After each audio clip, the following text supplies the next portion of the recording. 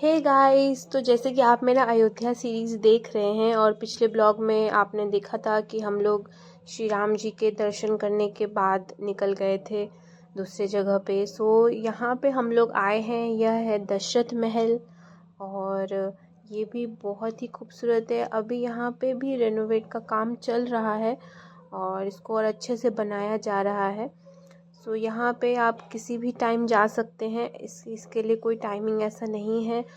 आप जिस दिन आते हैं अयोध्या आप उस दिन भी यहाँ पे आ सकते हैं घूमने के लिए। बट हमने नेक्स्ट डे ही यहाँ पे दर्शन किए, उस दिन सेम डे हम लोग नहीं आए थे।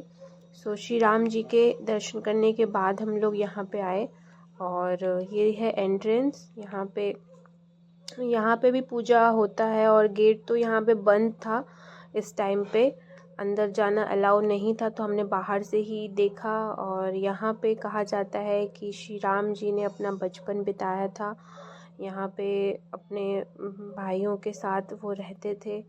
सो ये भी बहुत ही खूबसूरत महल है, आप देख सकते हैं।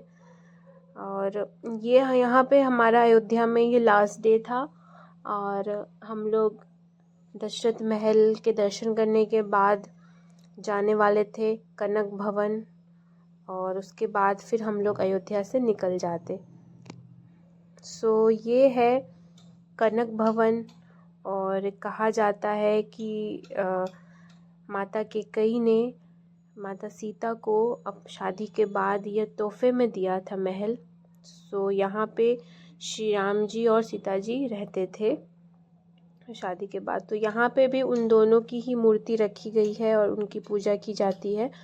सो ये भी बहुत ही खूबसूरत महल था और अंदर से भी जितना प्यारा ये बाहर से लग रहा है उतना ही खूबसूरत अंदर से भी है। सो आप भी व्यू को एंजॉय कीजिए।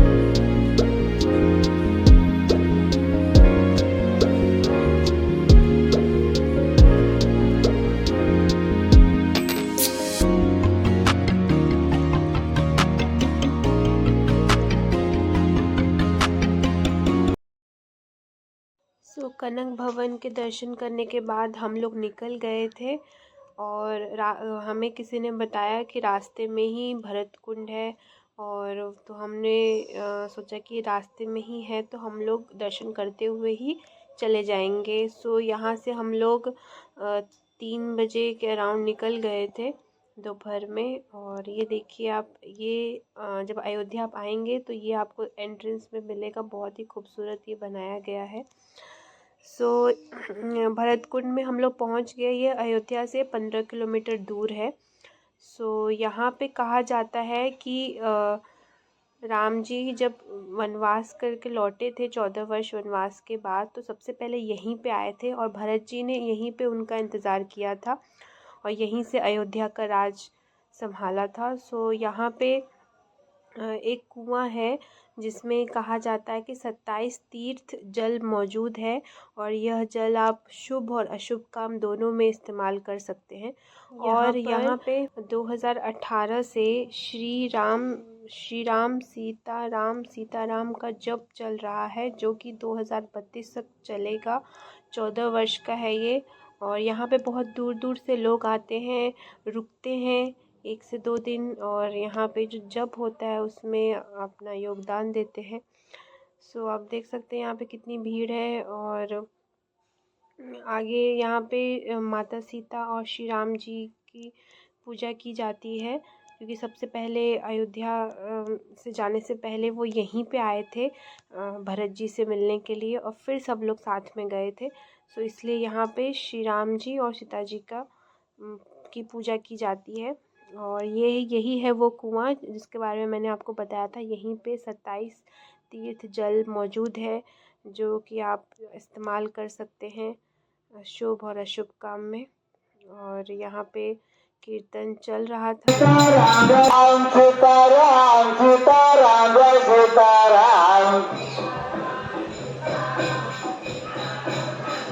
राम सीताराम सीताराम सीताराम जय सीताराम सीताराम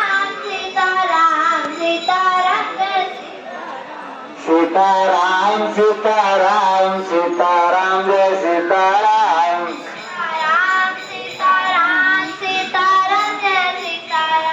सीताराम सीताराम सीताराम जय सीताराम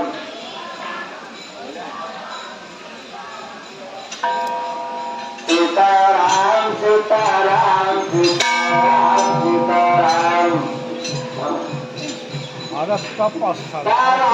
सीताराम सीताराम सीताराम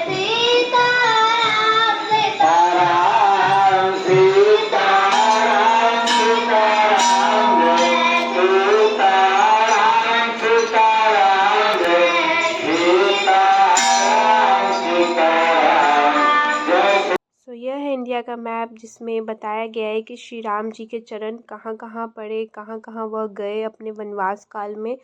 यहाँ पे हर वो जगह का नाम बताया गया है। और बहुत ही अच्छा लगा हमें यहाँ पे घूम के। और अब हम लोग भरतकुंड से निकल गए थे अपने घर की तरफ। यह 2 दिन हमें बहुत ही अच्छा लगा अयोध्या में, और बहुत ही अच्छा जगह है। आप ज़रूर जाइए यहाँ पे। और कैसा लगा मेरा ब्लॉग ज़रूर बताइएगा कमेंट सेक्शन में कि आपको अच्छा लगा। और यहाँ पे देख सकते हैं कृतिका सो रही थी पापा के गोदी पे। Thank you so much for watching my blog, and ऐसे ही आप लोग प्यार देते रहिए और सब्सक्राइब भी कर लीजिए। Okay bye.